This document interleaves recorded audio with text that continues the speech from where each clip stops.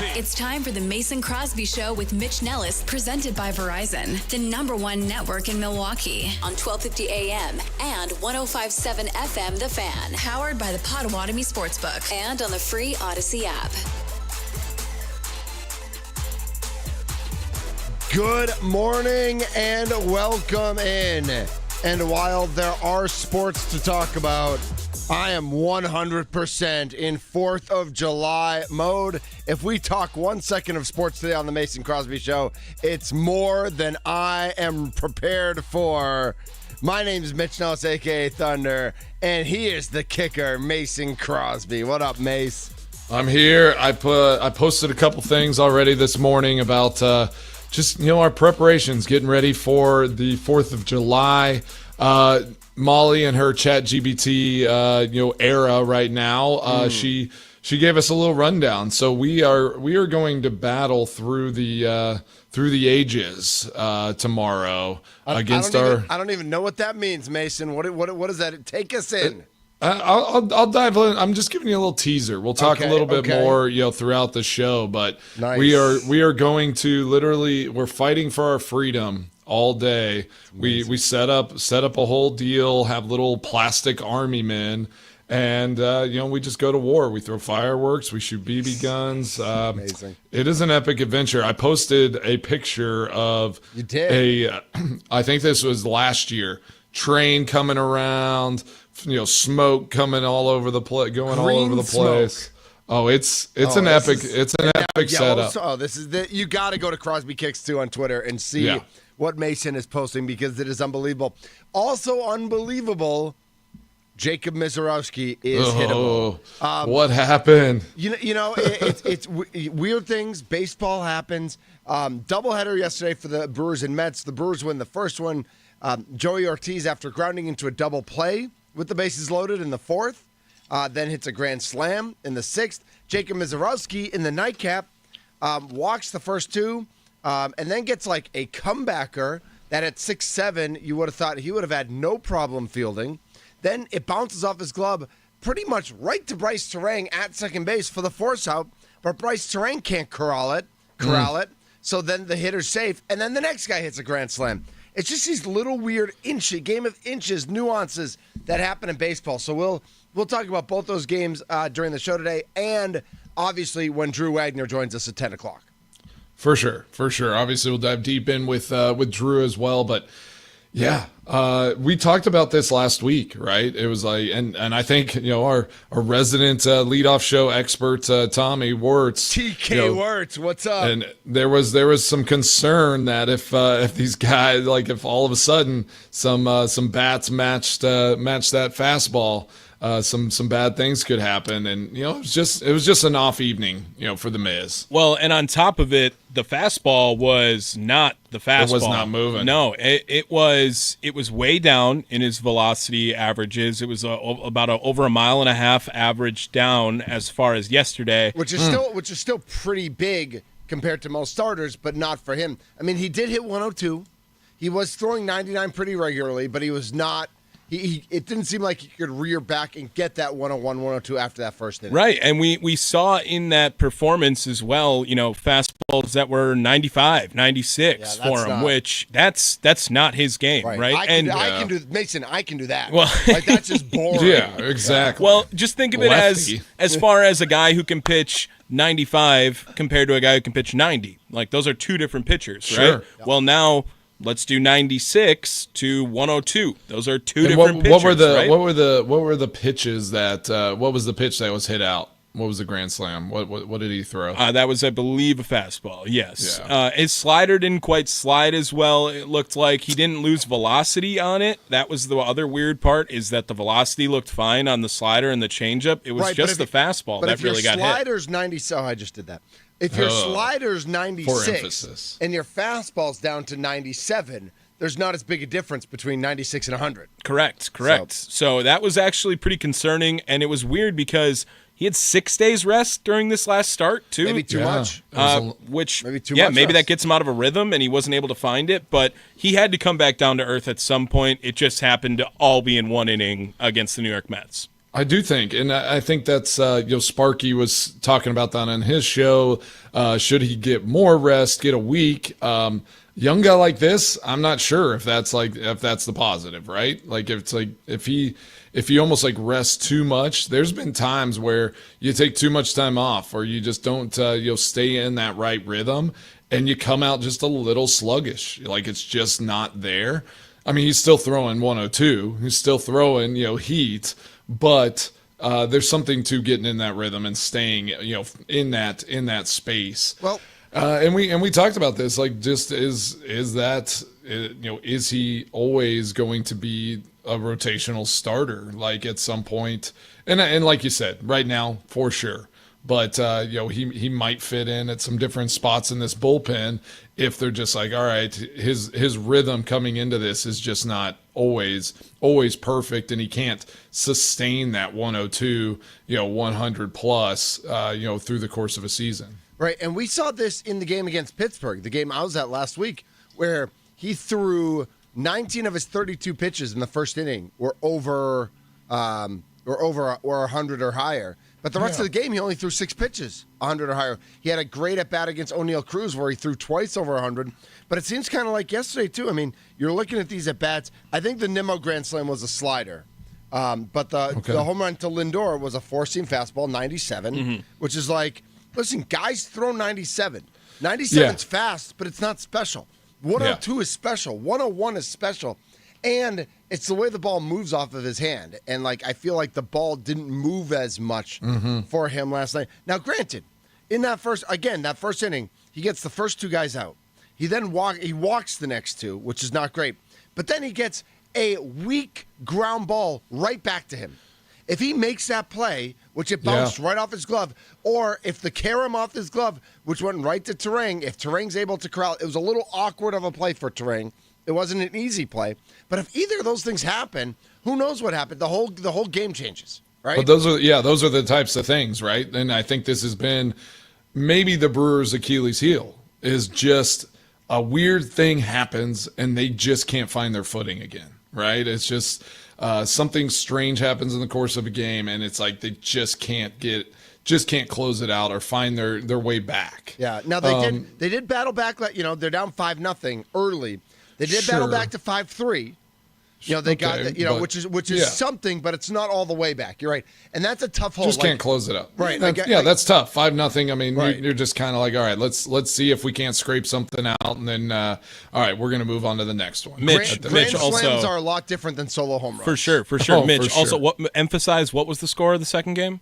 7-3. The Mets won. What number do we always say the Brewers need to get to? They need to get to 4. They're 41-9 if they hit 4 runs in a game this season. It is wild. Not that 4 would have made a difference yesterday, but again, like, we keep seeing these ebbs and flows and ups and downs on the offensive side. And I believe in this like stretch of 30 games or so, we looked up yesterday that 2 times the Brewers have hit 4 runs and lost during that stretch. Okay. Like, again, it's a number that the offense, if it's not getting the production out of the bottom part of the order, has been so good for the Milwaukee Brewers over this last month right now. Yeah. And when they go dormant, and they didn't have Caleb Durbin in yesterday, which I don't think is a game changer by any means, but they were trying out a new guy. Is there something going on with him, or are they just trying out a lefty? So it was actually a really weird move because Anthony Siegler gets called up. He's had a great start to his 2025 campaign in AAA. But then the move to DFA Daz Cameron was actually really weird because Siegler does not play the outfield, and now they're going to rock with Isaac Collins, Jackson Churio, and Sal Frelick in the outfield. Mm-hmm. And that's pretty much it. Well, so Christian Yelich had to play left field yesterday in the second game of the doubleheader. Then they also think Jake Bauers can play some corner outfield if they need to. Right. And a lot of people were speculating, well, that must mean that Blake Perkins is close to coming back. That's what I would have guessed. And Pat Murphy said yesterday that they're weighing all their options on whether or not Blake Perkins is either going to be on the team because they really like the outfield situation right now, and they could option him back down to AAA. But they're one short. They're short one outfielder, and it's obvious. It's blatant. Is Monasterio on this team? He's still on this team. So Monasterio's on this team, and they called up Siegler? Yeah, yep. Like, why is Monasterio on this team? Makes no sense. No. That is a weird roster construction. when you're forcing Christian Yelich, who can't play left field anymore, to play left field. You're putting your entire team at a disservice. It doesn't make any I get you want to bring up a young guy and get him some at bats. We all get that, but but you have to construct your roster in a way that's logical. And right now, it's not logical. You know what is logical, Mason Crosby, is going to YouTube and watching us at the Fan Milwaukee, because we are now on YouTube. That's right. So you can comment on our stream. You can lock in right there. It's at the Fan Milwaukee. You do need the ampersand, the @ sign, at the Fan Milwaukee to find us on YouTube, and we are right there. The Nicolay Law Fan Talking text line, also 414-677-1250. I sent a tweet out like an hour ago, just saying what's your favorite 4th of July tradition? Because I'd love to hear people, calling in or texting in or tweeting in or whatever it is. Just what are you looking forward to tomorrow? Mason Crosby's going to blow up little green army men, and I'm here for it. I can't wait. Ted Lasso might be a little upset at him because he values those little green army men. We know that. He does value, but I mean, we're fighting for the freedom of all, of some army men as well. So it's just, this is just it's for your freedoms. It's for our freedom. And we're battling it. And I got my wish. USA is playing Mexico in the Gold Cup final. Oh my gosh! So when is that? I'm not going. When is it? It's this Sunday. And where are they playing? Where Do you know are where they they're playing? I should know that. I mean, I saw it. I have a Google machine in front of me. They're not playing they're probably playing in Dallas. Everything always ends up at AT&T Stadium. Mexico. Energy. It's in Houston. Houston, yeah. Houston or Dallas. Gosh. That's going to be interesting. I mean, that's going to be probably a 70-30 Mexico to USA crowd. I do wonder with this game. Listen, I don't even know how to say this and not get political, but saying that I don't want to get political. There are rumors that people aren't going to come to this game because they don't want to deal with any legal repercussions. Of some of the stuff. So I do wonder how that affects the crowd and the vibe. Having watched everything that happened in LA, which obviously is not great, and hoping that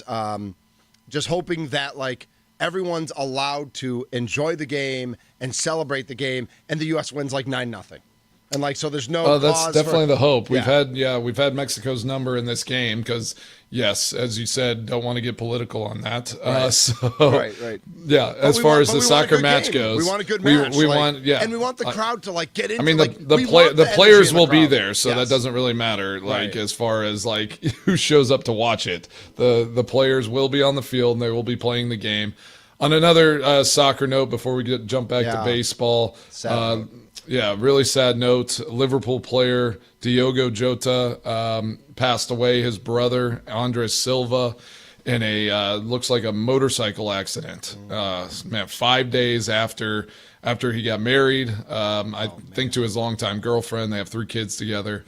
You can see the reaction to what a special person player. Just a tragedy. Someone losing their life. Way too early.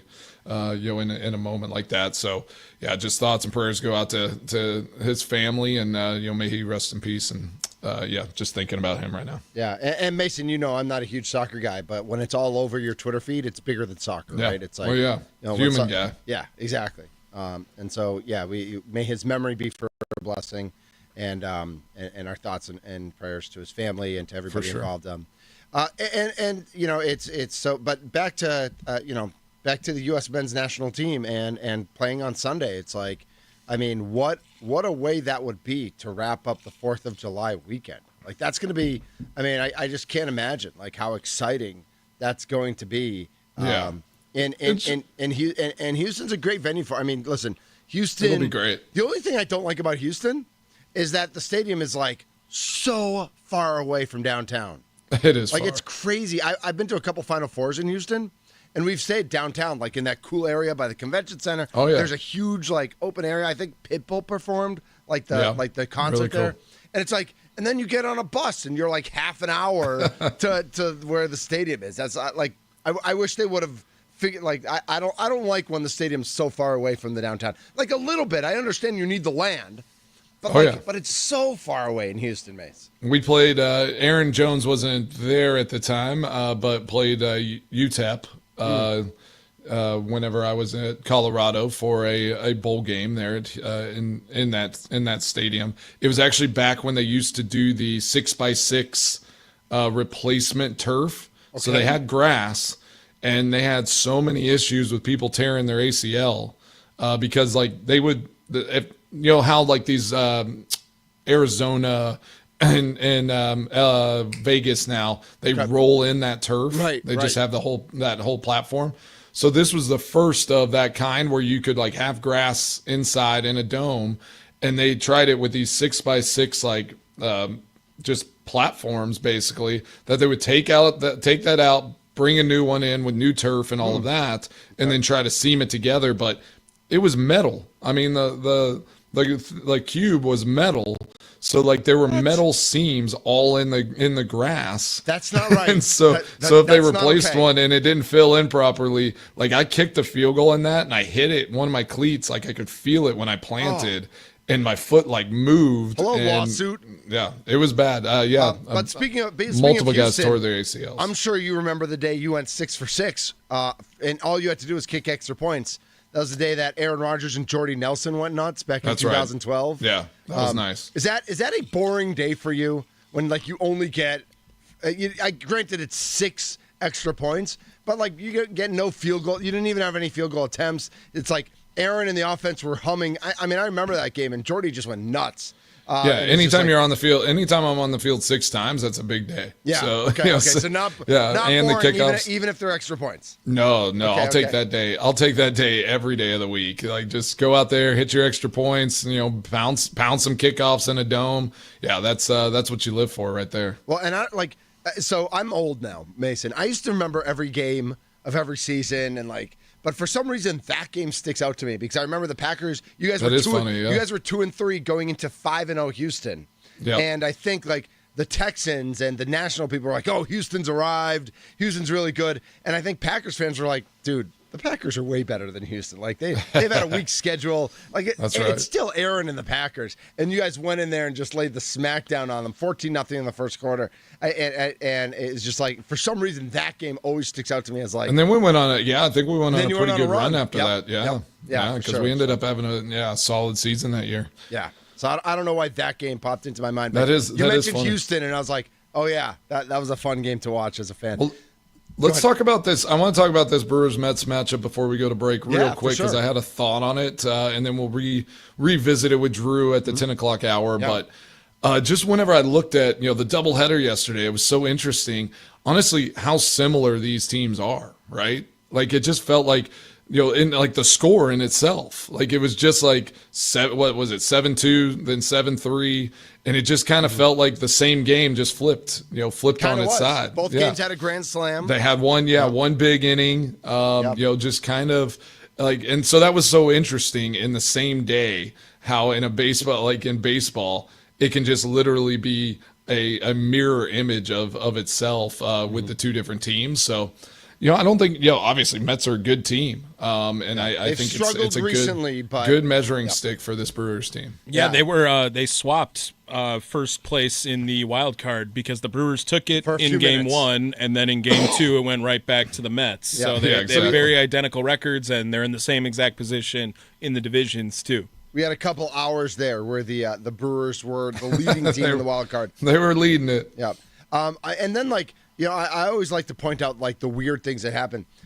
So they take out Clay Holmes, who struggled with his control in game 1. They bring in Reed Garrett, and Reed Garrett, like the first 4 guys he faces, puts them all on and then gives up the grand slam. Like, how's that for a fine how do you do? Like that is a poor performance by Mr. Reed Garrett. I was watching the game. I hung out all day here because I was just hanging out with Sparky and Charlie during their show. Sure. And we were watching the game, and Joey Ortiz comes up with the bases loaded. And a few weeks ago, right when Joey Ortiz started to get hot, Sparky and Charlie were just ripping him. I mean, no love for Joey Ortiz.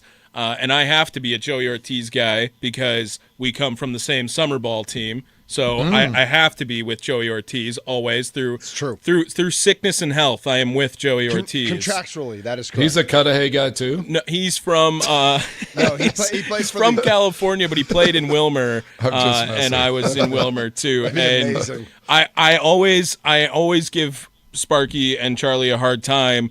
And I ask them to hate on him. He feeds off the haters when it's Sparky and Charlie. And Sparky is pleading for them to just throw the ball right down the middle to Joey Ortiz because he just grounded into a double play in the same game when he had the bases loaded. 2 innings earlier, same play. And Sparky is just praying for him to throw it right down the middle. Oh, get him out of here, whatever it is. And then he hits the grand slam, and I was not humble at all about it the entire time. I just screaming at them. Not like, a humility moment. That is why you work in this industry for those moments right there.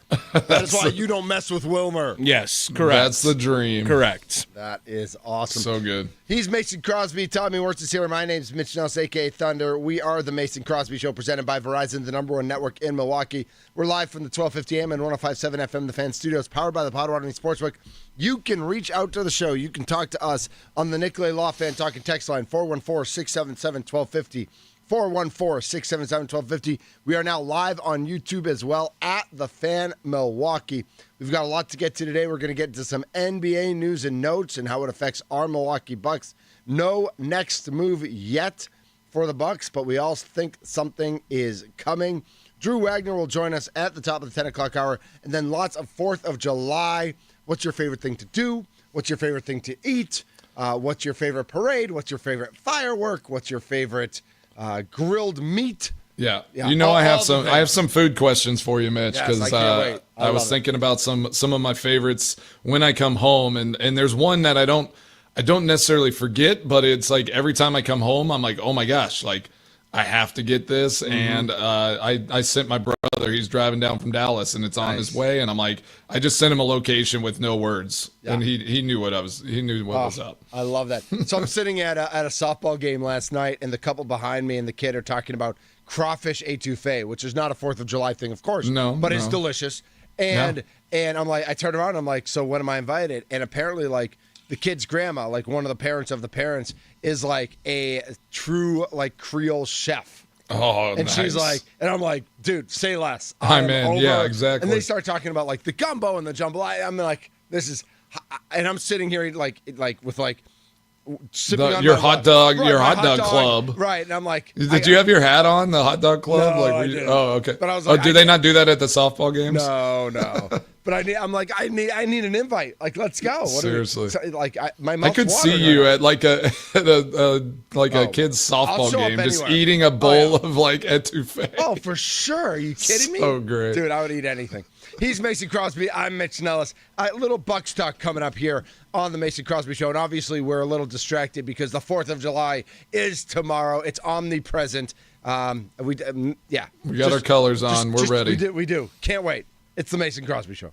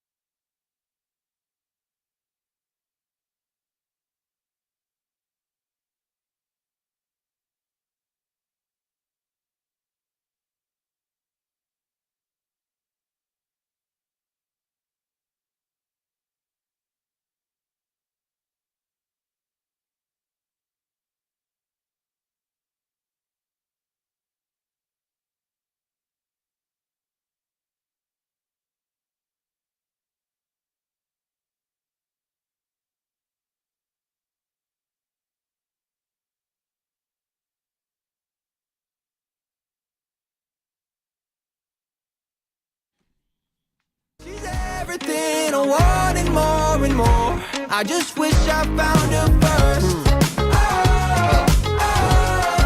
Wish I found her first. This is the Mason Crosby Show, presented by Verizon, Milwaukee's #1 network. Got some Verizon people coming over next week, Mace. I'm excited for it. They're gonna boost my internet. Get your internet, yeah, perfect. I'm fired up. You know what else I'm fired up for? I'm fired up for the first time. I think it's going to happen in preseason, even before the season starts. LeBron James is going to punch DeAndre Ayton in the face. Like really? There's no doubt in my mind that DeAndre Ayton is that big of a jackwagon, and he's so he's the opposite of humility. He is like, and I think he's going to show up thinking he is the bee's knees and the cat's meow, and LeBron is just going to smack him back into yesteryear. He's going to punch his own teammate. He is. That's going to happen. Like, okay. Listen, if this is LeBron's last hurrah, if he's got one more shot, maybe two at the most, he's not putting up with shenanigans. And DeAndre Ayton is king shenanigans. He's king of shenanigans. Yeah. Well, that has to make us even happier that we got someone like Miles Turner at the Bucks. Right. Like what Dustin Doperak was talking about, and just watching his kind of his fun videos with his Legos. Mm-hmm. Just kind of seems like a fun-loving guy that doesn't honestly take himself too seriously, which is good. Like you're like, hey, I'm a kid at heart. I get to play a kid's game. Like I'm going to go out there and have a good time, because that is something too. It's like it is a job. Playing a professional sport is a job. Sure. Like whether we want to say it or not, you get paid and you have a lot of pressure. So you got to be a professional. But we get to play a kid's game.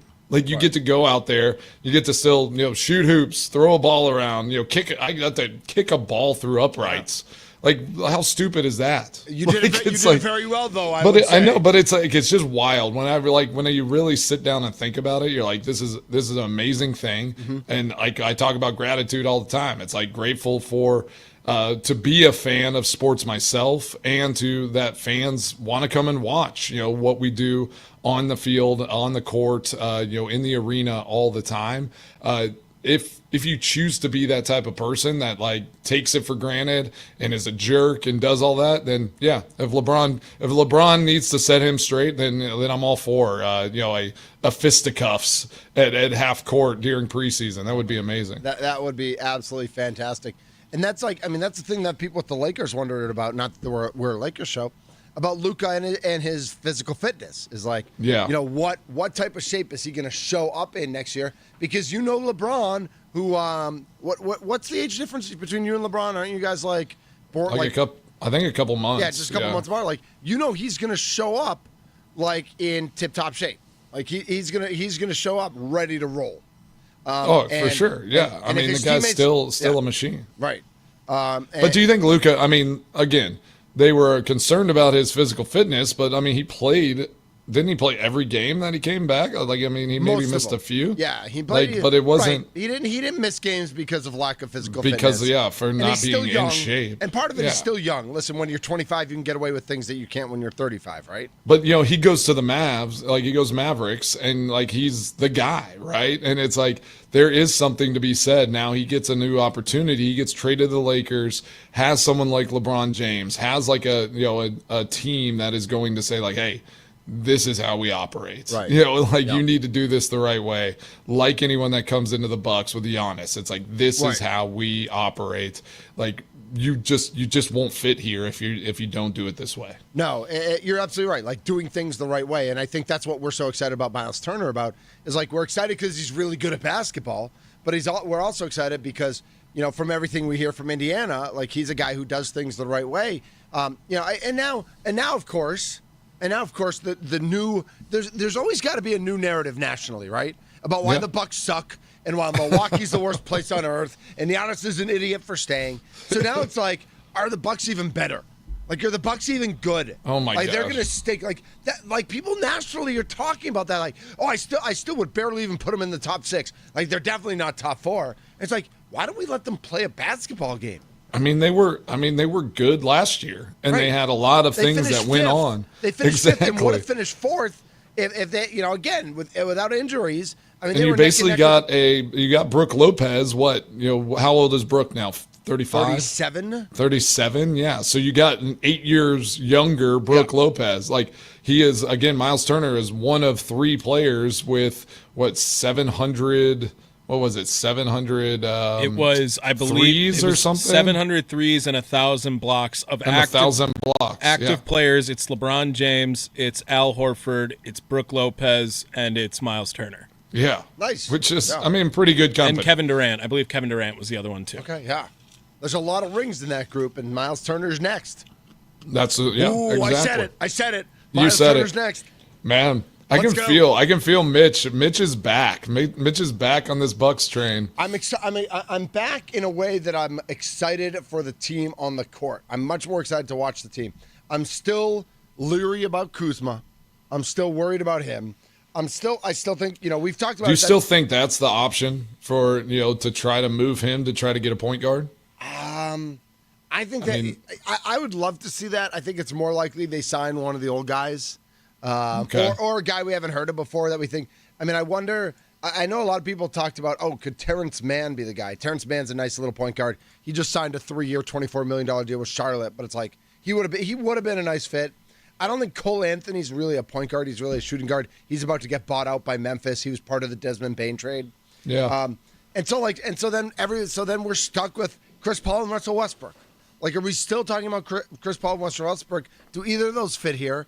Do either of them want to come chase a ring with Giannis? And do either of them really make the team better? I don't know the answer to any of those questions. Let's talk about that because, okay, let's talk about Russell Westbrook, what he did last year, kind of like the type of player he is. Do you think he'd be willing to be in that role with Giannis?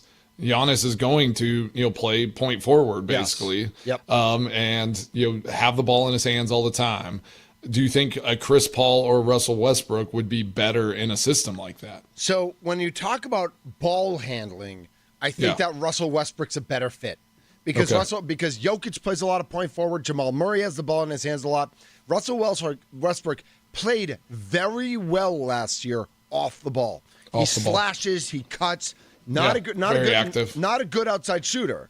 So he's got to get to the rim. He's got to make mid-range jumpers. Every once in a while he'll hit a three. But he's more physical. He's more physical. Yes, exactly. And like you said, more active. Chris Paul, traditionally in his career, has been the type of point guard who's more ball dominant. Now, granted, that's what I was thinking. Granted, he's a lot older now, so he might be willing to play off the ball. And Chris Paul is like a mid-range machine. Like, he does not miss the mid-range jumper. Three-pointers are a little shaky. He's not a spot-up shooter. He can make threes, but he's not. But that's not where he's most comfortable. And I almost think, in a way, Chris Paul brings. They both bring veteran savvy, but I think Chris Paul's mentality, like Russell Westbrook's mentality, is always go, go, go. I think Chris Paul is a little more strategic in the way he plays the game, as opposed to Westbrook, who's like always on or he shuts down. Chris Paul is more like, and now granted, as Bucks fans, cerebral, right? if you will. Yes, a little more cerebral, I think. I love that word. Nicely done. Yeah. I do think we'd have to figure out with Bucks fans, because we kind of hate Chris Paul because of the borderline dirty foul at the end of Game 5 in the finals. When Drew Holiday steals that ball, throws the alley-oop to Giannis. Giannis dunks it, and Chris Paul undercuts him. He cuts him. He didn't put him on the floor. I mean, he could have wrecked him, and he didn't. Yeah. But it was still borderline dirty. And Chris Paul's kind of that player. He's kind of a borderline dirty player. But don't you? I mean, then you probably want him on your team. Then you do kind of like that edge, Yeah. especially with Giannis, especially knowing you're not relying on him to really be a difference maker. You're relying on him to be a piece. Yeah, and I mean, this is just bad. I obviously have a Google machine, but I'm locked in, and I don't even want to. I love just kind of running it down and talking, because Westbrook is how old, and Chris Paul's like, is he 42? Is that what I saw? I don't know he's if he's a lot older. that old. Russell Westbrook is 36 years old. Chris Paul is 40 years old. Yeah. So okay. Yeah. So he's an old guy, but honestly, like, okay, similar ages.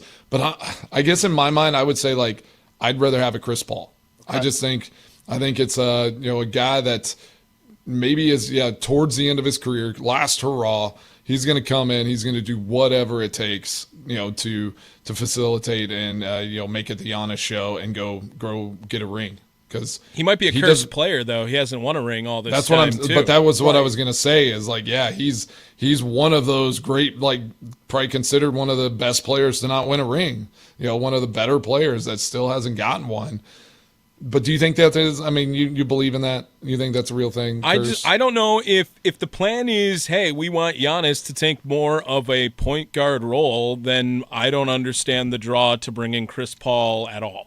Because you want Drew Holiday. Just because you want Drew Holiday just back. Because Paul's been so ball dominant in his career. Well, his best features are being a facilitator. Like, that is the ball in his hand, and he can dish it off to Giannis, and he can be the guy who helps out at the top of the key pick and roll type player. He averaged 9 points a game last season with the Spurs. He's not going to come in and be a scorer, but he did average 7.5 assists a game in his role too. Yeah, he was a facilitator last year. 100%. That's how it is. But I think that the Milwaukee Bucks want to lean into Giannis has the ball in his hand, and I don't see Chris Paul being a guy who can make the career type shift like Steph Curry did, where he can be a guy off the ball and go make cuts and move around and find a spot open in the corner so Giannis can dish it off to him. I don't see that being a part of his game. Right. I could see Drew Holiday, if that comes back, really adjusting to that role. Do you think that could actually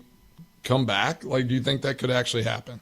I think it could, except for his contract. Yeah. And that would need to be, it would need to be a Portland situation where Portland. Because I would love that. Up. Drew Holiday, I think, makes total sense. The type of player he is. So none of the three players we're talking about right now are spot-up three-point shooters. And none of them are but why do they good. need to be that? You got Trent, you got KPJ, you got Trent Green. and Harris just came in too for that role. And Turner, right? I get that. I get it. You look at the concept Gary of Trent, right, of spreading the floor, and opening things for Giannis. I feel like Gary Trent could be a soccer player. That's a very soccer player. Oh, man. it is. It's for sure. Sorry. And that's my concern about Westbrook when we talk about is Westbrook a fit? Westbrook's not going to spread. You just don't think they're not going to give the spread to shoot the threes, allowing Giannis to do his thing. Right. It'll be because you can sag off of Westbrook and double Giannis with whoever's guarding Westbrook. Okay. And so that would be my concern there. And you can kind of do that with Drew too, to a lesser extent. Drew's a better shooter. But listen, we've seen when a team needs Drew to really step up and be a scorer, he's not that guy. The reason the Celtics were so good with Drew is because he was their 4 or 5 option. The reason why the Bucks were so good with Drew is because Giannis and Middleton were unbelievable. We all remember that Giannis scored 50 in Game 6. Middleton also scored 40 in an NBA Finals game. We had and listen, Pat Connaughton was not Pat Connaughton of 25. 5 years ago, Pat Connaughton was hitting big threes at the end of Finals games. That's true. And so it's hard for me. It's hard for me to envision the fit with any of these three. Okay, that so is there anyone else out? Yeah, who else? The question is, do you just bring Ryan Rollins back and hope he steps up a level? Because he did show flashes. Just kidding. Hello. Yep, just kidding. I'm still here. Did you try to hang up on me? No, but I was trying to bring in Tommy and Bayview. Tommy and Bayview, you're on the Nicolay Law Fan Talking text line on the Mason Crosby Show. What's up, bud? Hey guys, I hope you're doing well. Happy 4th weekend. Happy 4th. Oh, happy 4th. Yep. You got any fun plans? No, just laying ball. All right, love it. Just laying ball, cooking out with the puppy dog. Perfect. Nice. Hey, I'm going to throw one name out there, and then I'll hang up and listen to your response. Okay. What do you guys think about Josh Giddey? All right, okay. so Josh Giddey's an interesting thanks for bringing that up, Tommy, and thanks for the call. So the problem with Josh Giddey is that the Bulls, I think, are about to pay him $30 million a year. He's a restricted He's free restricted, and the Bulls have basically said that they are going. I don't know if 30 is a max for him, but it's right about that for where he is in his what his career earnings have been. I like so Giddey is one of those guys who can do a little bit of everything.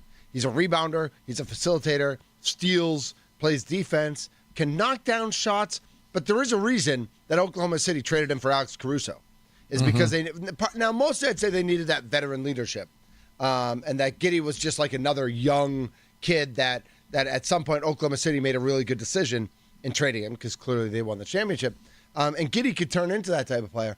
I like him, and I think he'd be a nice fit, but I think at this point in his career, he's going to make too much money to make sense on this roster.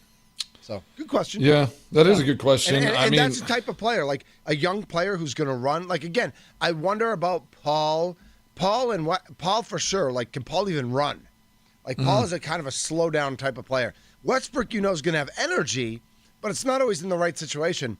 I mean, Drew is of those three. Like, Drew's the best fit, but Drew's under contract, and so you'd have to work around. Yeah, that's true. There's you a lot more. Figure that out. Right. There's a lot more to work around with Drew than there is with the other two.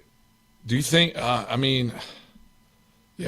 that's interesting. And that is, do you think bringing in like a Miles Turner, all that, like you think with Giannis handling the ball more, are they going to go to more of a Pacers, not fully that, but like a more stretch the court, fast-paced type of offense? Yes. Yeah. Absolutely. With KPJ, running the point more. Hopefully there's another point guard. But, Porter likes to push things. He's a little frenetic and a little out of control. I don't know that he and Westbrook would be a good match. I'd almost like to see him. I'd almost like to see them bringing Chris Paul just to mentor Porter Jr., but you don't bring a guy just for that. But, that would be the fit for Chris Paul. We have a poll up here on our Twitter page at the Fan Milwaukee if you want to be a part of it. If the Bucks could bring back one of these three veteran point guards to play with Giannis next year, who would you choose between Chris Paul, Russell Westbrook, and Drew Holiday? Some early love for Drew here. We're just brand new. It's already got 50 votes in there, but if you want to be a part of that conversation, hit us up on Twitter at the Fan Milwaukee. Jake chimes in, nobody wants Westbrook or CP3. They both don't fit with this team. We all want Drew back, but not in a primary role, but a fourth or a fifth piece if they can. That's where he can still add defense and not be solely relied on offense in that role. So I do have another. Yeah, I do have another that I want to throw out there. Throw it out. Former Buck Malcolm Brogdon. Malcolm Brogdon was a member of the Bucks. He was with the team that made the conference finals against Toronto in 19. They chose Eric Bledsoe over Malcolm Brogdon, which was definitely a questionable decision. But they got him for a lot less. Malcolm Brogdon ended up signing a big contract with the Pacers. Spent 3 years with the Pacers. Then one with the Celtics, got traded to the Blazers in the Drew Holiday trade, so last year was with the Wizards. His issue is he can't stay healthy. I did see that, yeah. In 21-22 with the Pacers, he played 36 games. He then played 67 with the Celtics, then played 39 with the Trailblazers, then played 24 last year with the Wizards. Now, part of last year was the Wizards weren't playing guys. So it wasn't necessarily that they were hurting up. They probably shut Chris Middleton down, and if Chris Middleton was a contender, he probably could have kept playing for a little while. Yeah. So there is some of those issues going on there. But 24 games, that's not – that's very, very little. No, it's true. Malcolm Brogdon is 32 years old. He is a very good three-point shooter. In his career, he's 38.8%. He was down to 29% last year, again, only in 24 games. But the year before that, he shot 41% in Portland. The year before that, he was 44% in Boston. Okay. So still a very good three-point shooter. Averages 4.7 assists, 4.1 rebounds for his career. He's a really good player when he plays. But just what you said, and you read it backwards, and I don't know if that was on purpose, but whenever I look at that is a decline, right? Yes. That's a pretty significant decline from 44, 41, 30, he is 20. Now last year might have just been injury and different things. I don't think it's a bad option to look at if you're just kind of all right, we just need a piece. We need somebody, honestly, someone like that can give us 50, 60 games, even if that's the case. Not a bad option if you can get him on the cheap. He's also a very cerebral player. He's a very smart young man. He didn't leave Milwaukee under great terms. It was funny because he was here for 3 years, and I don't know how Milwaukee is one of the leading freshwater study. UWM has freshwater studies, one of the leading cities in the country Yeah. And Malcolm Brogdon is very into fresh water and bringing water to Africa and stuff like that. Love it. And so he formed all these partnerships and was doing great stuff. And then he kind of like when things went sour with the Bucks, he kind of turned his back on Milwaukee too. It was kind of a weird situation. So I don't even know if he would consider coming back to Milwaukee. But again, time heals all wounds. So you never know. It could. Yeah, I mean, if an opportunity presents itself, I think that could be not a reach, but just like that next option. If you can't get a piece that you feel really comfortable with, but I do, as you kind of keep saying it more and more, it's like with what they're going to try to do with Giannis and how they're going to run this offense and do the things like that, like they need the right piece there, right? That is going to give them a 3-point option, stretch the court, do all the things. I might just talk myself into Malcolm Brogdon. You just talked to yourself. I might have just talked myself into it. Well, I always liked him. I think partly because I had the first in-person interview with him in Milwaukee, because the draft always happens around Summerfest. So I was broadcasting live at Summerfest the day they brought him, like the day after he was drafted. And because we were at the North End, they walked in the North End, and I got the first interview with him. All right. Well, it's probably in the archive somewhere. I kind of look at those stats as a decline, and you have hope that maybe he could rebound and shoot 40% again from three, but right. But you also have to look at the numbers. The numbers aren't going to say that. No, but you're also a big environment guy, Mason. And listen, playing in Portland 2 years ago and playing in Washington last year are two awful environments. Like not winning. Like the teams like there's no chance from game one. The teams are losers. Like, and especially last year in Washington, where his numbers just fell off the table, it could just you put him in a winning environment and he could be reinvigorated. You could, but yeah, I mean, I feel like if you're a shooter, you're going to hit your shots regardless of what environment you're in. But that's just my opinion. He's Mason Crosby. I'm Mitch Nells. We are presented by Verizon, the #1 network in Milwaukee. The Nicolay Law Fan Talking text line, 414-677-1250. Chime in on the poll that we have on Twitter, but you can also text us or you can call us. Any interest in Chris Paul, Russell Westbrook, Drew Holiday, Malcolm Brogdon, or do you just want to see Kevin Porter Jr. get the shot and see what they can do with a really younger backcourt and a young roster? With Porter Jr. and Trent Jr. getting things done. Again, Drew Wagner will join us at the top of the 10 o'clock hour, and then it's all 4th of July party time. Let's go. Mason, you couldn't see this, but because I can see the behind the scenes, Tommy just had the extreme close-up and had to back up the camera from him. So we love the extreme close-ups we have here. It's for emphasis. That's right, on the new YouTube channel. Follow us on YouTube at The Fan Milwaukee. This is the Mason Crosby Show.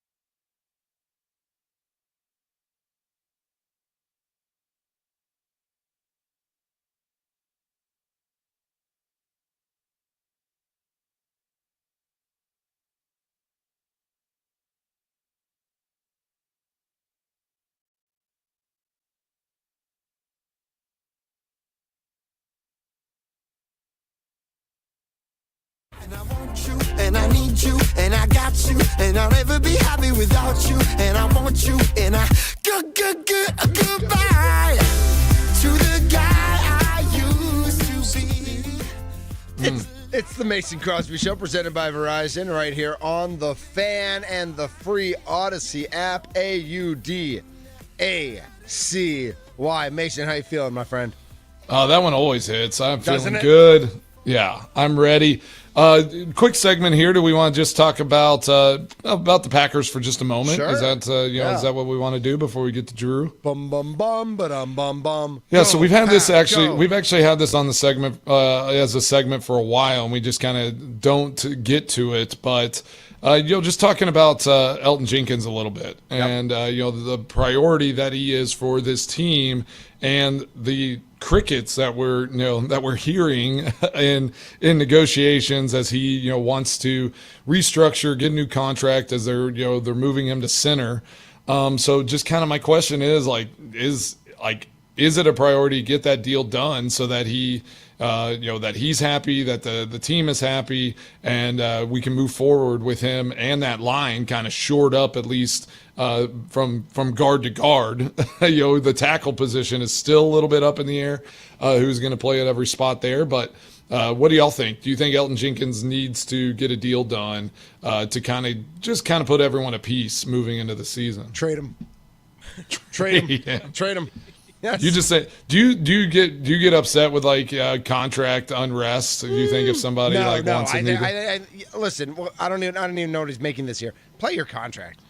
I mean, he's making plenty. I think it's the guarantees and some Right. of the protections. But yeah. can you do something to take care of him this year, but still let him walk as a free agent in the offseason? Or do you have Yeah, to I don't know extend how- him? yeah. Because I don't think they want to extend him. I think they are good with They him just leaving want him to next get year. one more year? Right. Yeah. That's the impression Potentially. I get. Why do you think that is? Because this is a guy who's been nothing but loved for his time in Green Bay and his versatility, which is the only word the Green Bay Packers front office like to use. Like, if you talk about versatility, he's one of the first players you think of on the team. For sure. I think it'd be a miss to just have the mindset that, all right, we're just going to get one more year out of Jenkins and then move on. I think that would be a miss organizationally with the type of guy he is, with the type of player he is. His relationship there, now kind of honestly getting Jordan Love into the fold and bringing him into being the starter. I think you need guys like that, to kind of carry the torch forward for a young team and an organization trying to build something special. I guess my question is, how many offensive linemen can you pay? Because you've got Banks, you're gonna pay Tom. I think they want to pay. That seems to be the plan. And then can you pay Jenkins? Who else can, they just drafted a second rounder. They've got Jordan Morgan as a first rounder. They've got guys, the drafted guys aren't making that much yet. But, the impression I get is that they'd let Jenkins walk. And then with Morgan and the new kid, they'd figure it out that way. Yeah, I get it. I get it from Jenkins' perspective, though, is if he stayed playing guard, he stands to make more money on the open market. Right. So he's kind of saying to them, you want me to play center, I'll play center, but you have to pay me, you got to kind of pay me as a guard and a center, anywhere that just a total offensive lineman. And I need to have some protections there because if I play center for you under this contract, I go into free agency, my number is going to get restricted down.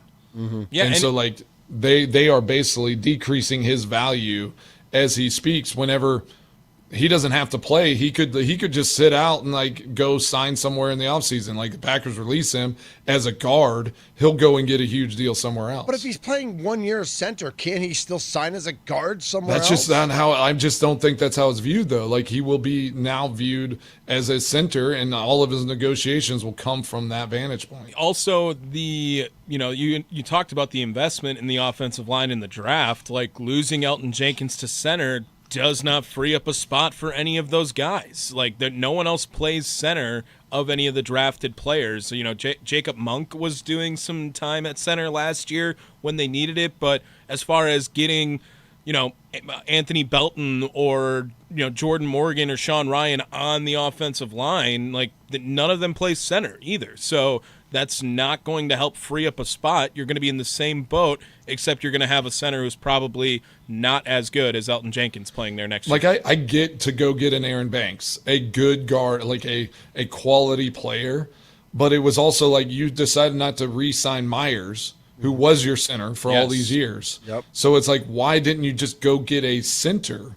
If you like and you it's could have just had like, him for cheap, remember, Mason? Like we Or were just- way off on his evaluation, and he ended up making $3 million. I think, but it was not with the even Jets. Myers. Just go sign. Yeah, get somebody to replace him if you didn't want to stick with Myers and keep Elton at guard. Like I think if Elton's still playing guard right now, if they weren't expecting him to move to center, I don't think this conversation is happening at this moment. Absolutely. So not. like, totally agree with you. so that is on the Packers. Like they made this choice. Like they made this bet.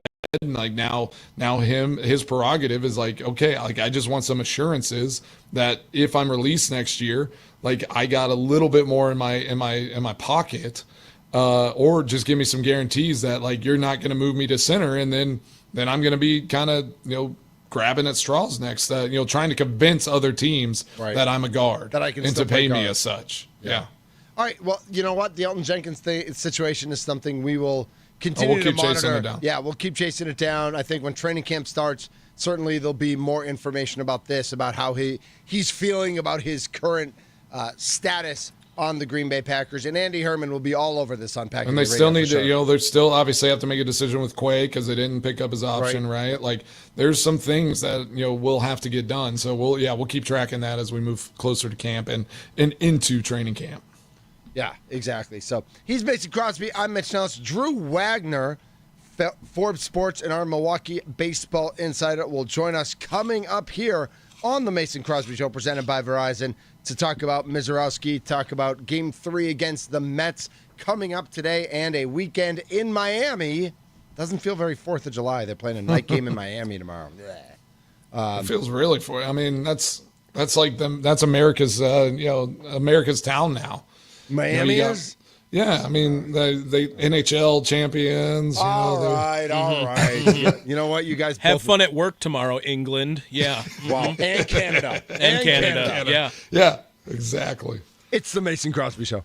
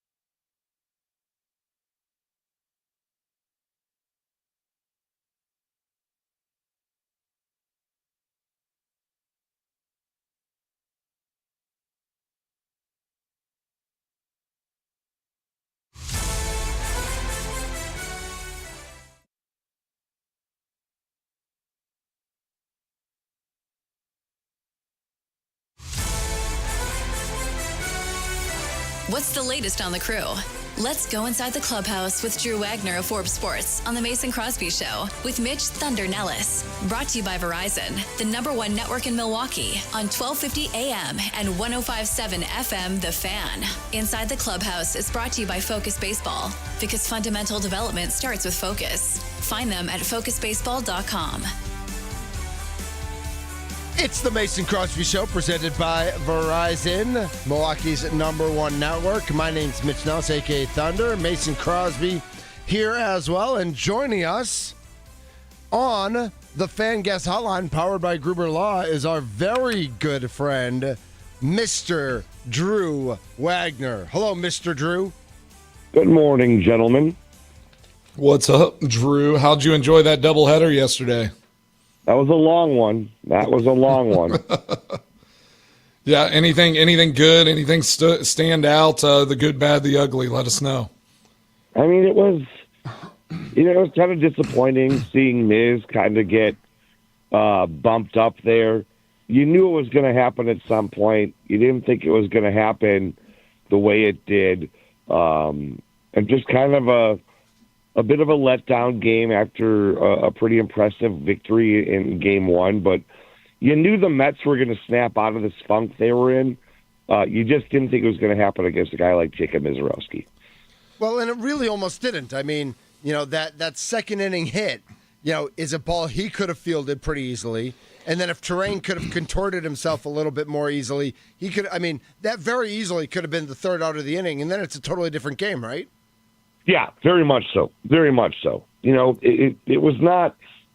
I guess we're going by the Miz standard here, calling it getting knocked around. I mean, the guy had been so lights out, so dominant through his 3 starts. It just feels like it was a blow-up inning. And you're right. Very easily could have turned out much differently with a couple of small plays. And that's also something that, he's going to learn. It's another opportunity for him to kind of figure out what it's going to take for him to be a big leaguer.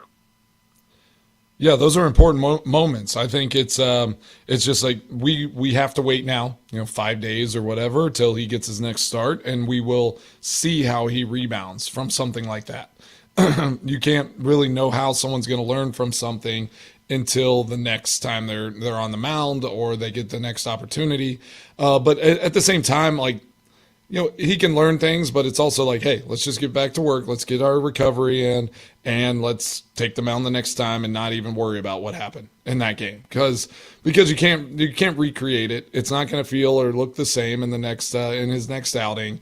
Everything will be slightly different. You're facing different people, so you just have to kind of reset and regroup and go back to work. What I predicted didn't happen. It actually flip-flopped a little bit. I thought the Mets, with kind of being floundering, they had an extra day off, going into a doubleheader. I thought they'd come out in that first game and they would be really tough to beat. And Brewers handled them, got the good win there. And I was a little surprised to see that against Miz in that second game that Mets kind of rebounded, found their way, and got that win in that second one. How did you think it was going to go? Did you predict that it was probably going to be a split here in that doubleheader? And what did you feel like? Did it just kind of play out the way that you expected? I figured it would be a split. Those doubleheaders are hard, and the Mets are just too good of a team. They've got too good of a lineup to keep slumping. I thought maybe it might have been the other way around too. Like you, I thought maybe Miz would have been the one, the game that they win and drop the early one, because who likes functioning that early in the morning, especially after a night out in New York? Talk about a great place to have 12 o'clock that day. early in the morning. That's right. Yeah. So no, I think splitting it, best case scenario. I also didn't see what the Cubs ended up doing last night. So I'm not sure if it's 2 or 3 games now, but you still have a chance to win the series today, and that's what it comes down to. Yeah, let's talk about this this matchup today. What are you looking at? Obviously, you got Quintana on the mound against Peterson. Again, it's very similar to that first matchup. Pitchers having similar type of seasons for the starters. Yeah, kind of what are your expectations for this game? The Mets know what Quintana's all about. He pitched for them. They know his style. They know they know what works for him. So, they'll be ready to face him today. Brewers need to get what they got out of Quintana last time, 5 or 6 innings, and they need their offense to kind of bounce back and do what they did in game 1 and just kind of grind out those at-bats. I mean, they played pretty well overall in the 2 games yesterday. Yelich, big home run in game 2. The offense is doing all right. They just got to be patient and continue to grind it out today and stick to the approach that got them to this point. The Cubs did end up holding off the Guardians last night, so it is 3 games.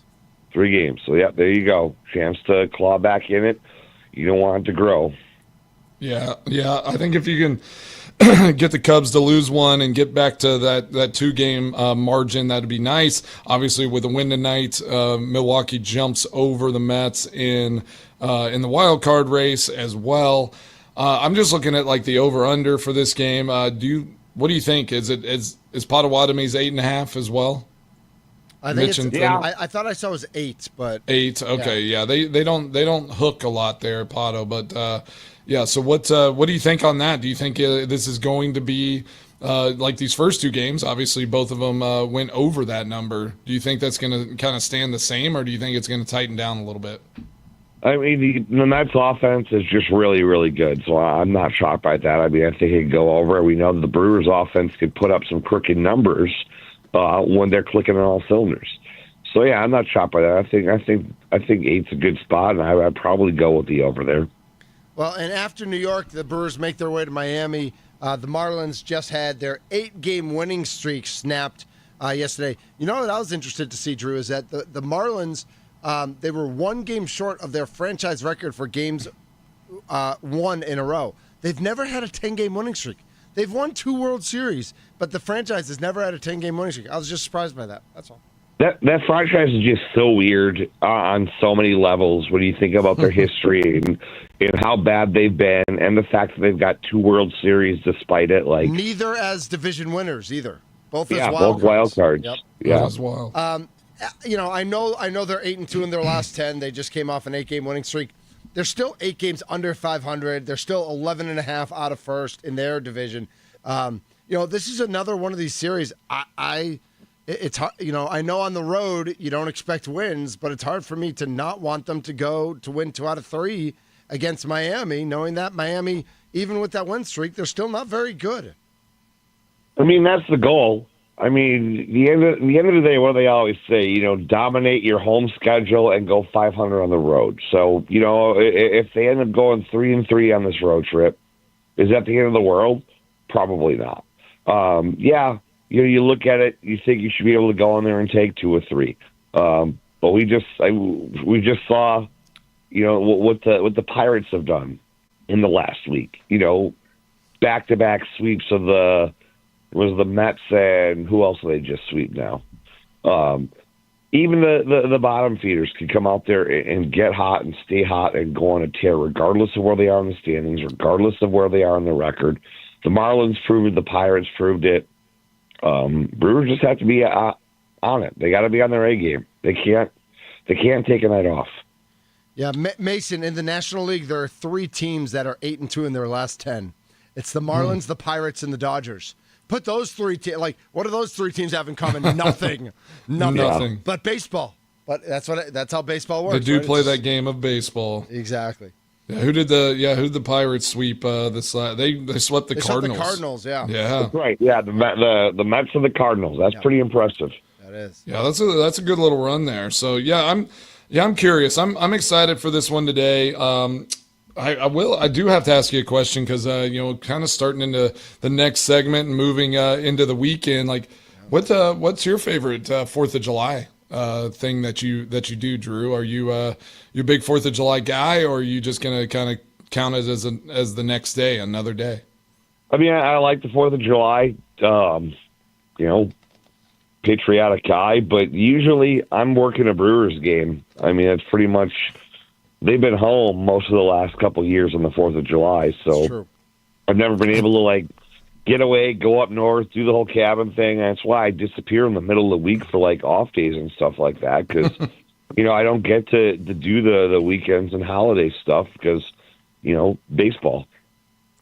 I feel you. Yeah, I was there for a long time. This last year, I got to finally celebrate Thanksgiving and Christmas as a normal human being, and it was like, whoa, this is kind of wild to be able to kind of sit back and enjoy those moments. But yeah, it is kind of weird. You would think that they would always schedule the Brewers on or around the 4th of July. It just feels like the 4th of July should be celebrated in Wisconsin. It's just the perfect place to be. There is, the weather is always great. It just feels like something's missing if the Brewers aren't playing at home on the 4th. Yeah, and in the years that they've been on the road, I mean, I lead a pretty simple existence. Just barbecue, have a couple beers, build a fire in the backyard, and watch the fireworks from all over the place. So, yeah, big fan of it. Just don't get to go out and do a lot of celebrating. Well, if you want to come hang out in Whitefish Bay tomorrow, Drew, open invitation to make your way up to the Bay. Not that it's the best parade, but it's the best parade. Are you in it? A good one? I am in it. I decided I had the opportunity to be quote unquote Thunder, but I decided to walk with my Junior Dukes fast pitch softball crew instead because smart. Dad is way more important than Thunder. We get it. Yeah. Well, and now both my there's a chance neither Rumble's going to walk with Junior Dukes softball. Come on. Well, now. one of them got a better invite to walk with somebody way more important. A better invite. A local politician. And then someone else is like, no, I just want to hang out with my friends this year. I'm like, what? Uh-oh. Life. It's baseball happening. and life. The two things Baseball we can't, the two is things we life. can't control. Well, Baseball Drew, if you need an invite to the Cudahy Parade, which is probably miles better than I would say the Whitefish Bay Parade, that's where I would go with that. Me and Sparky. I've seen enough Cudahy parades in my life. I stumbled out of. Oh yeah, let's go. All right, well, open A invite. lot of it's new establishments there. I know how it goes. Is that what the parade is? It's just a bar crawl? It's what I assume. Basically. You say that like that would be a bad thing. It's not a bad thing. I smiled. I loved it. No one said that. We're all here. I want to for be a that. part Let's of it go. for sure. Oh, Let's that's go, so I don't awesome. understand the appeal of a bar crawl. If I'm going to a bar, I just want to sit my rear end on a stool. Don't want to I don't crawl want to around. get up and walk every 5 minutes and have one drink. Okay, let's go.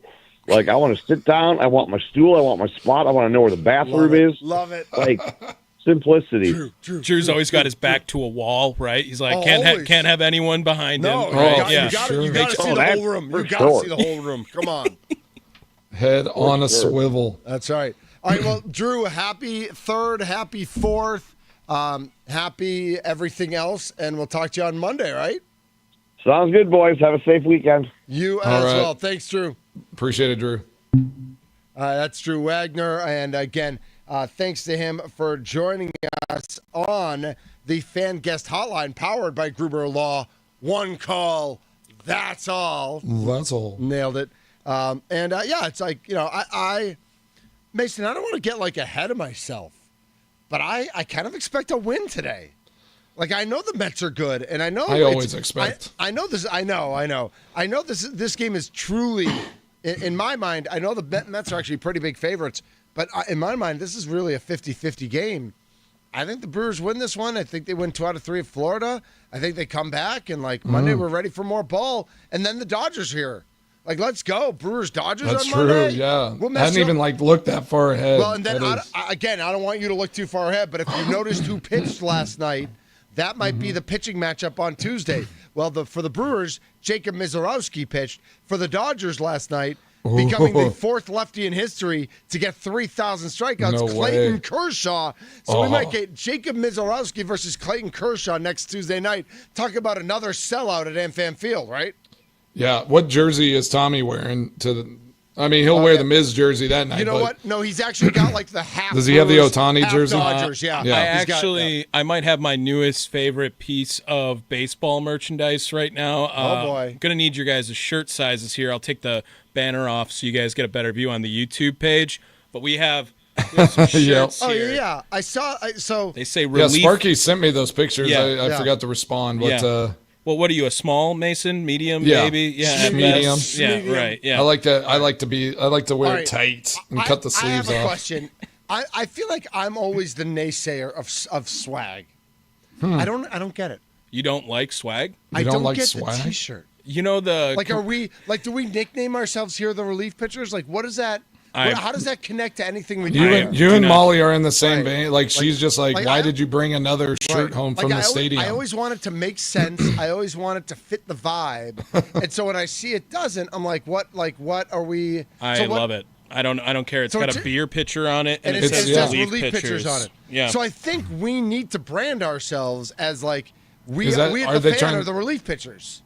Like so it makes sense. Mason, do you know the commercials Is that where what they're we're branding? Do you know the commercials where they're That's how like branding works. you're turning into your parents? The progressive commercials, I Yes. think so. Oh Right? gosh. I mean, It's not fun. It's Dude, I've been like this for 25 it's just years. for fun. It's just for Like, fun, I've been Mitch. like It this for doesn't have 25 to years. serve just a for purpose. fun doesn't make sense. it's like Doesn't just for make fun sense. because you can just for fun and make sense at the same time. You're allowed to do that. they have the one in there where You're it's like allowed to. You're allowed to make sense and have fun. it's the one where it's like it was a free shirt. What am I going to do? Not wear it? Yeah. Not wear it. Exactly. Right. That's more me. I'm the more person not to wear it. No, Not it's to like wear they're it. saying You're it's like, tell me why. so I'm Tell the me why this opposite of makes that, Tommy. sense. I'm saying right. You are the opposite, right? Right. But I am. I'm not the old dad. I I am- am the actual young person who actually has Questioning logic, everything, Who yeah. actually has logic when Logic. when we're trying to have a discussion. Mitch, you eat so much free food. I know you have plenty of free T-shirts all up and down no, your I wardrobe. have them, but I don't wear them. Okay, all We've right. had multiple I don't wear any of them. conversations on the show of like, should I go to this little like event because I wonder what the free? food's gonna be. Yeah, they have a nice spread out there. If they have a nice spread, I'll go. If they don't have a nice spread, I'm not Zoom going. for drum. Zoom Zoom for drama. for Zoom- effect. Let's all zoom. Let's all zoom right now. Yeah. Zoom. I don't actually have the camera to zoom. I just do it All right, myself. I'm done. Can we I'm done. send? I'm analog. Can I'm we super send analog. Mason a camera so that he has the same No, camera? they so he don't can do zoom? that. They're not gonna do that. I'm just using I the mean, you computer. just plug it into your computer. Like, can we do that? I mean, Can I have ITN? a camera. I have one like y'all are using for our podcast, but you know, I don't know. I'm a simple man. I don't need all this fancy equipment. Listen to the fan for your chance to win a pair of tickets to see the one and only Adam Sandler and his "You're My Best Friend" tour live Sunday, October 5th at Fiserv Forum. Visit thefanmilwaukee.com for your chance to register to win a pair of tickets. And I'm checking real quick because I have the schedules right in front of me. Sunday, October 5th is the Packers bye week. So you should plan to be in Milwaukee for Adam Sandler. It's Perfect. all Adam Sandler all the time that weekend. We got to get him in studio on Friday. He's smart. Friday, we do. October 3rd. We We have have to to. get Adam Sandler in Yep. studio. Okay. We're working on That it would right be now. unbelievable. I would For sure. cry. I don't think you guys understand. I would cry. Yeah, no, I would cry way harder than you. Like that's Dude, I've been watching Adam Sandler since you were in diapers. correct. And Yeah. I came out the womb watching Adam Sandler, so I don't know what you want from me. Yeah, you But did. as far as Nicely done. life, No, you're right. You're you know, right. per capita, Adam Gosh. Sandler in my It's so face. bad. That's You know actually what a I great just point. That's actually pictured? a great Like, point. and it's not Adam Sandler, but it's a Saturday Night Live. Was like Will Ferrell. Whenever he was like the skit where he comes out as like Will Ferrell, like a grown man, like being born. Have you seen that Grown Man one? Baby, And he's yes. just like, oh man, hey, can I get a beer? That's Tommy. That's how Tommy was born. He's been this Full-size since he was Tommy. a baby. Visit thefanmilwaukee.com for your chance to register to win a pair of tickets to Adam Sandler. 4th of July. What are your favorite traditions? What's your favorite thing to do? 414-677-1250. 414-677-1250 is the Nicolay Law Fan talk and text line. 414-677-1250 on Twitter at Crosby Kicks 2, at Thunder MKE, at The Fan Milwaukee, and at Tommy WSSP. Of course, we're on YouTube as well, so you can comment there at The Fan Milwaukee on YouTube. We are live. I can see us right now on The Fan Milwaukee's YouTube channel. This is the Mason Crosby Show. Yeah, buddy.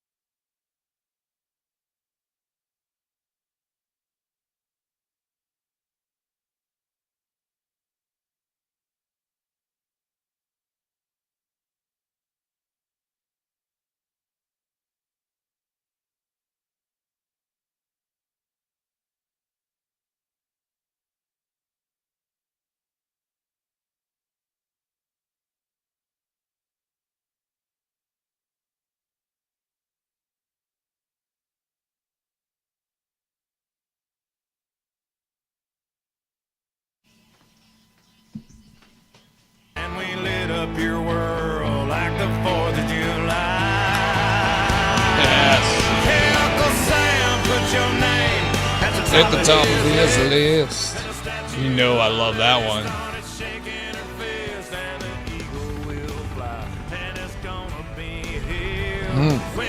Those helicopters? Those were definitely helicopters. I like that. Blackhawks. Is a flyover at the fan studios there. Perfectly timed. Thank you for that. Well, next time we'll open the roof. Next time. Oh, nice. I like that. Oh, man. The only thing I'm sad about that you played that song is that you didn't play Rebecca Black. It's not Friday. Right. You know, You we're not know here what I Friday mean? this week. Yeah, we're going to have to not. play it just like at home for our kids tomorrow, I think. Right? Rebecca Black. Tomorrow's Friday. Yeah, we Just can throw play it in the that. 4th of July mix. We'll do it at some point. yeah. My girls will dance to it. Exactly. It's the Mason Crosby Show, presented by Verizon, the #1 network in Milwaukee. We're live from the Fan Studios, powered by the Potawatomi Sportsbook. And remember, while you're watching us on YouTube, subscribe to us on YouTube, so you get the alerts when we go live and all those good things. We are growing our subscriber base, and we invite you to be along for all the action on our YouTube channel at The Fan Milwaukee. So before, Mason, you get to like all the cool things going on at the Crosby compound, what was the 4th of July like for you as a kid? Like, was it already this big? Like, did your parents always do it up big, or was there do you go into town for the parade, or do you go like what was it? What do you remember from your childhood from the 4th of July? Yes, I remember basically what we do now has just morphed and grown. My dad is like a big kid when it comes to this 4th of July celebration and this battle scene. So it was all created through his mind and through his vision. But we used to always. I just remember going to my grandparents, my Mimi and Papa's, in Mahia, Texas. They lived out on the lake, and we would just go down there. The whole family would get around. It'd be cousins, aunts, uncles, grandparents, and we would do a big fireworks show. I remember my cousin Roger would like MC the show.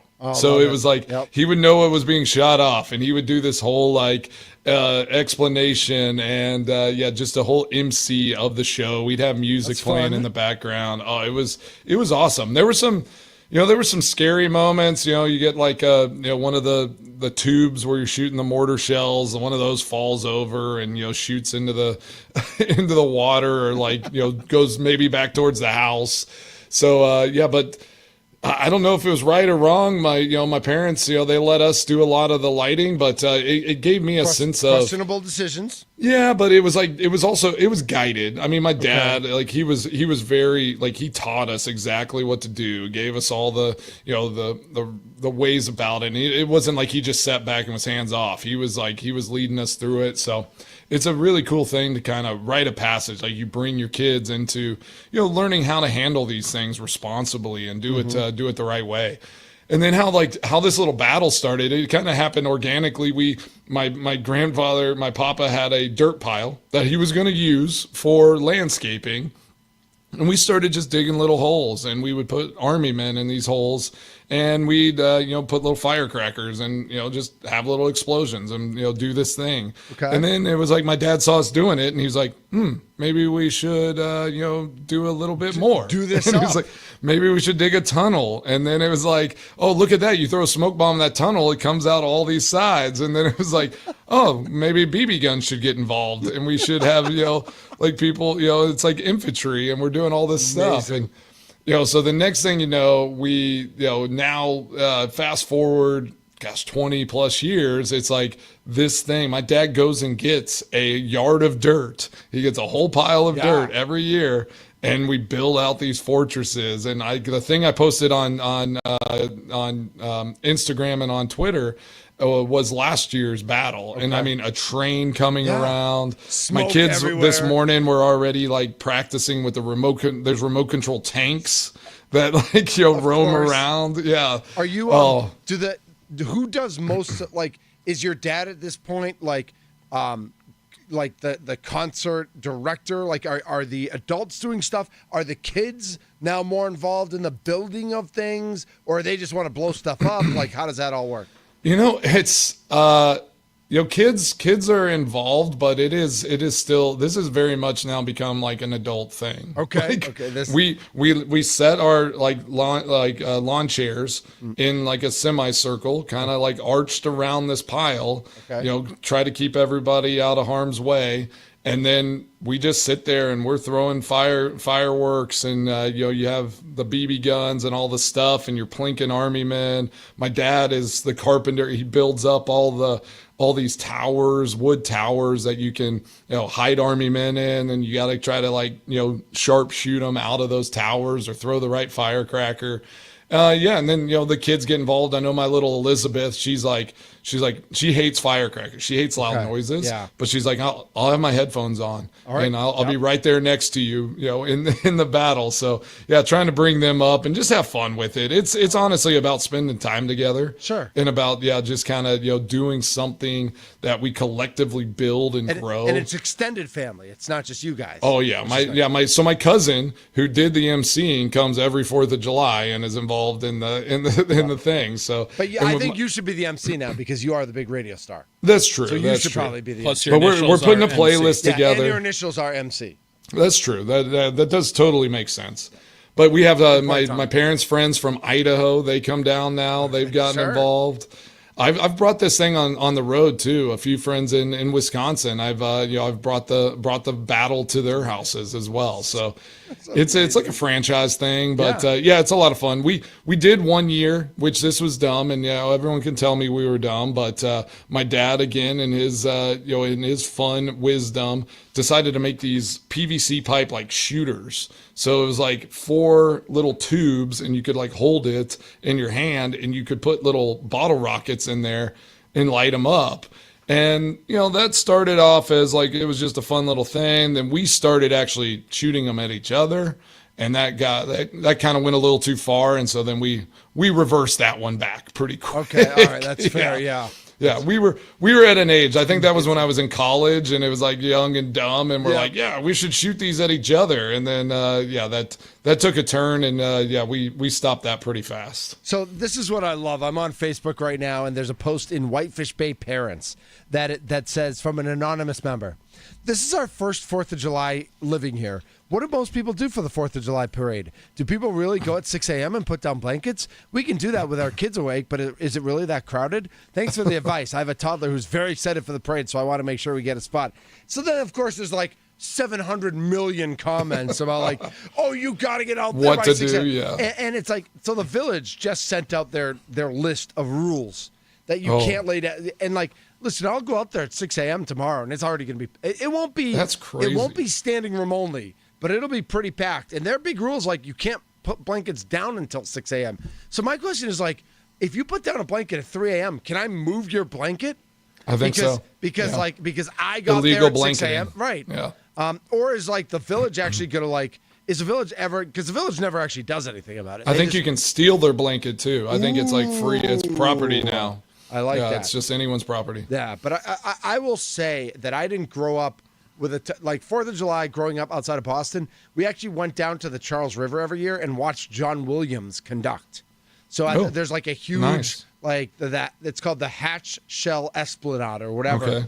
And so that's when you got into the orchestra. So Superman and Star Wars and Indiana Jones and Jaws and all the stuff that John Williams conducted. He would play all his bangers. Oh, like it was great. all the bangers. And so I remember that. But then I kind of like, I don't know, through college and after college, I was kind of like, yeah, 4th of July is fun. But then moving to Whitefish Bay and being in a community that really rallies around it, I think is just a blast. Because, I mean, Ellie and I took a walk this morning. Every house has flags out everywhere. I will say I'm a little bit of a stickler.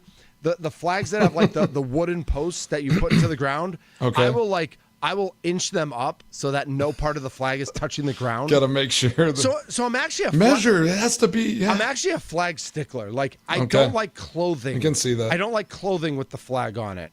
I don't like. So you don't like what I'm doing today? Well, what? No, that's actual.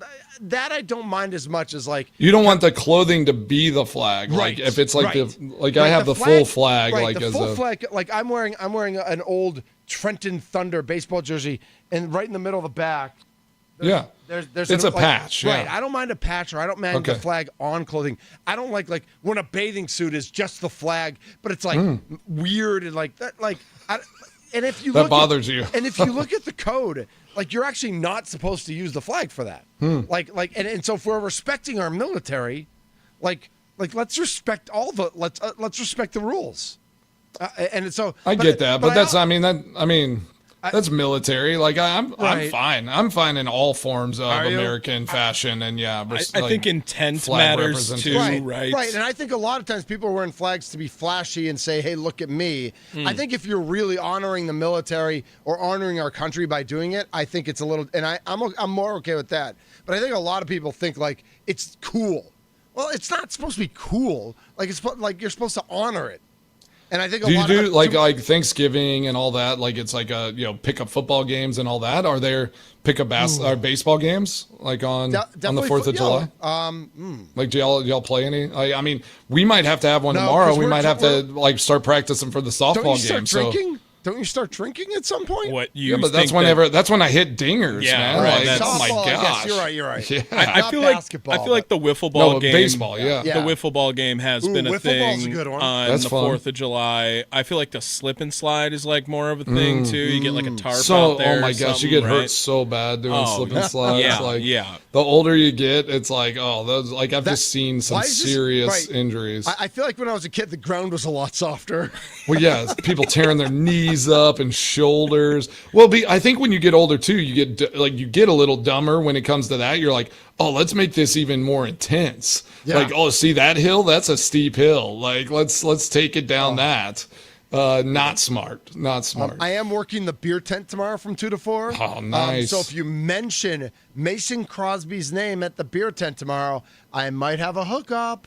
Ooh. There might be a bit. Come might be, on. Yeah, half off beer or with I a love donation to that. the Civic Foundation. I don't know. Perfect. But I do know that like not just Whitefish Bay, like tons of communities around southeastern Wisconsin have amazing parades and really take a lot of pride in the parades and having, whether it's military or the local police or fire Which or is so whatever it great, might be, just like having like the local sports teams and sport, that have done, that have won things or the kids.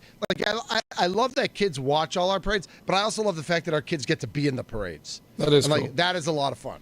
Yeah, well, see, Mitch, like whenever, like growing up in Texas, and I mean, again, it's 100 degrees usually. Yeah. So like, we never went to 4th of July parades, or at least just I too can't hot. remember. Too hot. But we kind of created that ourselves. Like that's almost what our little celebration and all of that. Like we would, get our flags and we would kind of, march around and like, kind of do a family celebration, honoring and remembering, and our freedoms.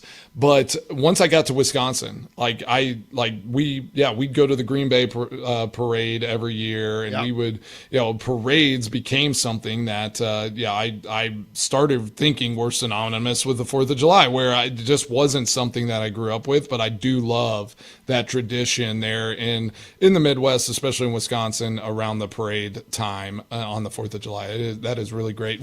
And I know, and this is what I said. I teased it a little bit because it's food question, and I know both of y'all will appreciate this. But what's your favorite 4th of July food? We got to talk food for sure. And we'll talk about that after. But when I say the word kolaches, what do you think? And do you appreciate them? Do you like kolaches? I definitely don't, because I don't really know kolaches. I've never even heard the word. I've heard the word. Oh my gosh, it's a Czech food. And what's weird is actually a kolache is, I think, more of a Danish. It's like the bread in the Danish, right? And then what they do in West Texas, it's a big Czech town, right? And so they have multiple bakeries. And they ground this spicy sausage. Yep. And they put it in like that just gonna say sweet cheese and sausage. Oh my gosh! And some of jalapenos and cheese and it is, and that's it. Like Garrick's is the place here in West that we always stop. They have pink boxes that they put all the Is that all the stuff spot in. that you texted your brother? I and you're texted like, Reese stopping. because there's like Slovaceks, there's a few others, and he stopped at one the other, and it was really good. But I'm like, it wasn't Garrick's. Like, you have to stop at Garrick's. You're coming for the 4th of July. Yeah.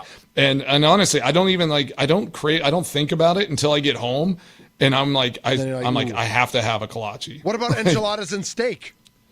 Well, yeah, Are you allowed to go there, or is Mama Crosby has she nixed it because of the health situation? Oh yeah, no more dos salsas. No? For a while. Yeah, we're not going there, but we're having fajitas tonight at the house. What's the difference between a kolache and a pig in a blanket?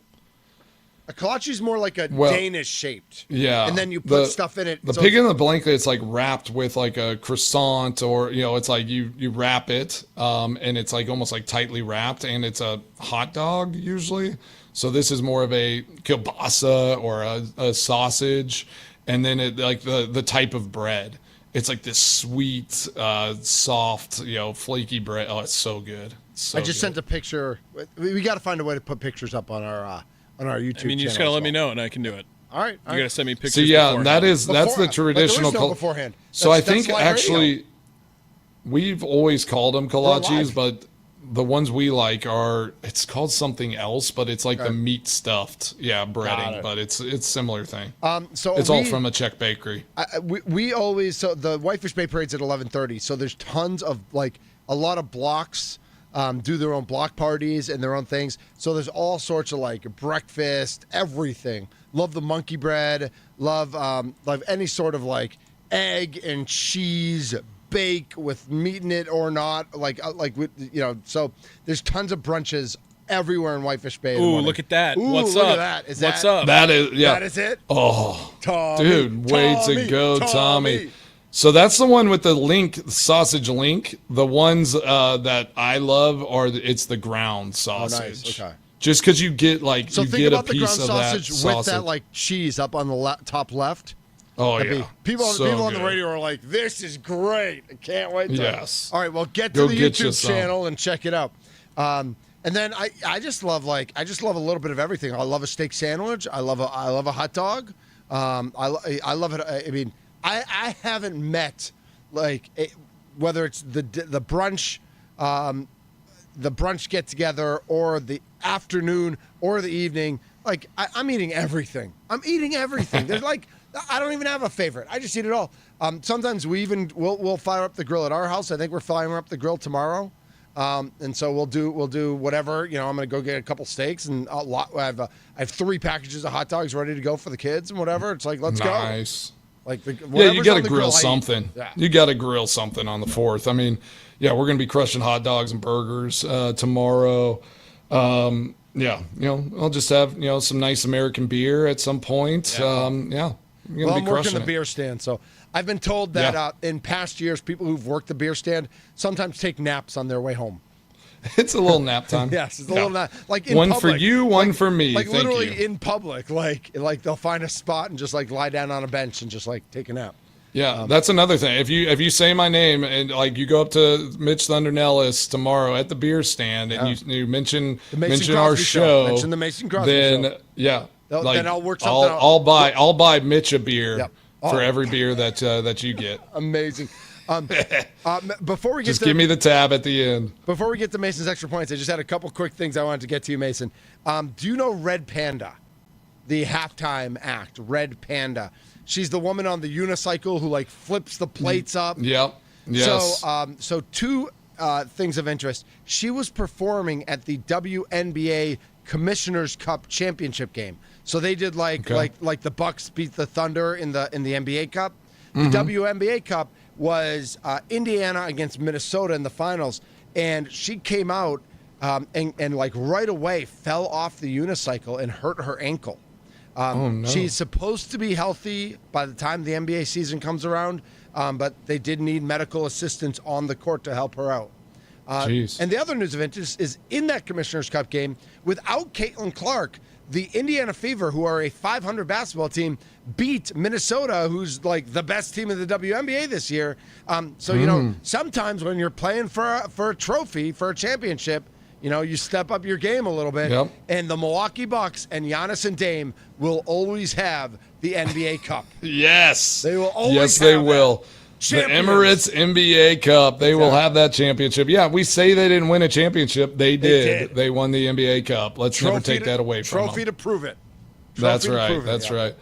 I always wonder if those people, like if they ever get hurt or fall. It's like the stuff they do. There's no way they can do that perfect all the time. And I just wonder how they practice it. Like some of those things are so weird. Yeah. How do you even come up with those ideas? Yeah. So we hope for a quick and speedy recovery to Red Panda. Yes. Good luck, Red Panda. Oh my gosh, Mason, you just made me so all sorts of hungry. Like these pictures you're sending. I know. Did you see the one where it scrolls across? Oh my and it's gosh, all right. He's Mason Crosby. I'm Mitch Nells. Tommy Wirtz is here. We are so close to the 4th of July. The drone show going on at the lakefront tonight for the 3rd. For those of you going down to that, that should be a lot of fun. That was always a big tradition of mine to go down to the fireworks on the 3rd. I don't have the same level of energy for a drone show, so we're actually just going out to eat with some friends for our birthday tonight. But you don't have that energy? No, not for drone show. I'm a fireworks guy. I'm not a drone guy. Yeah, me too. Even though I've been called a drone before. He's Mason Crosby. It's the Mason Crosby Show, presented by Verizon, the #1 network in Milwaukee. Coming up to finish out the week, Mason's Extra Points. Yeah, buddy.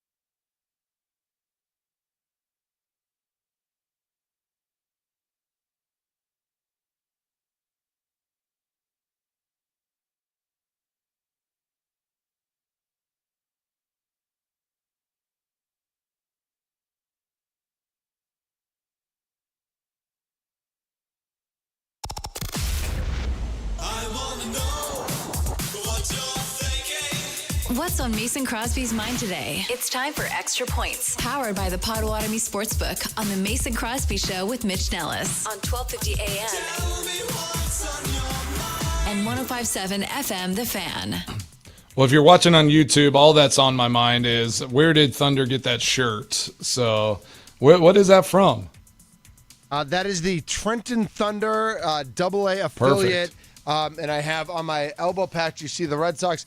The Trenton Thunder, I think, of the past 100 years, have been a Yankees affiliate for 99 years. There was 1 year they switched over to the Red Sox. So you found that. What a perfect time. And then time. they immediately got it back to the Yankees. But I love it.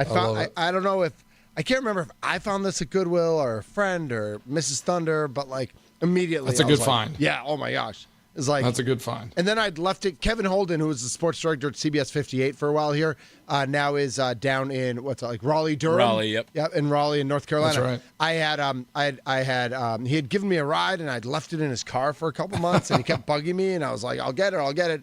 So I'm glad that I finally got it from him before he left town.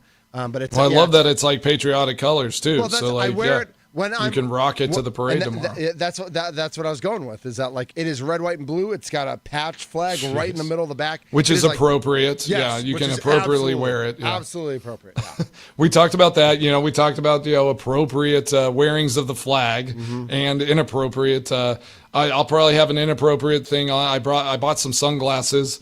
Blenders, the mirrored front, and they have the flag down the side. So you probably hate those because I'm just misrepresenting the American flag. But I'll be rocking those during our battle tomorrow. Nice. And that's, if you saw that, it's the battle for the American soul. So Molly, like I told you, she did a ChatGPT rundown. She's the best. And it was like, all right, this is what we do on the 4th of July. And it was funny because ChatGPT, I don't know if you've done it. It's very encouraging. Oh, it's yes, wow, that sounds like a really good tradition. It's really awesome that y'all have done this for so long. And Molly's like, oh, thank you. And then, it runs us down. Thank you. And it gave us a list of all the wars and the battles that have been for in America and what we've been involved in. So we kind of are going to do a run through history of past wars and all that.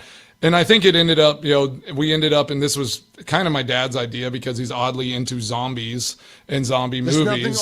There's nothing odd about being into zombie movies. So the final battle will be all of the wars combined, and it will be a zombie war because we've destroyed all of them, but the undead are coming back, and we have to save the rest of the world from the undead, which makes total sense. It does. That is amazing, as it should be. It reminds me of there's a What If series on Marvel on the Disney Channel. What if the Avengers turned into zombies? And oh yeah, so my gosh, it's just crazy. That would be ridiculous. That is awesome. I need to see that movie. Well, Mason, eat all the meats, enjoy all the explosions. We can't wait to see pictures and video and just all sorts of rejoicing and remembering, to be celebrating all the freedoms we have to do all those things you will be doing tomorrow. Yep. Enjoy your day. Enjoy your weekend. Happy 4th of July tomorrow to everybody. Anyone that has to work or serve tomorrow. Really appreciate you. And just have a safe and a responsible weekend out there. And we'll talk to everybody on Monday. And if you mention the Mason Crosby Show tomorrow from 2 to 4 at the Beer Tent in Whitefish Bay, I might just hook you up with a little something. That's right. And make sure Mitch is having a good time. That's right. Happy 4th of July, everybody. Happy 4th, everybody. He's Mason Crosby. This is the Mason Crosby Show, presented by Verizon, the #1 network in Milwaukee. Live from the Fan Studios, powered by the Potawatomi Sportsbook. Happy 4th. Nice. Hit it, Tommy.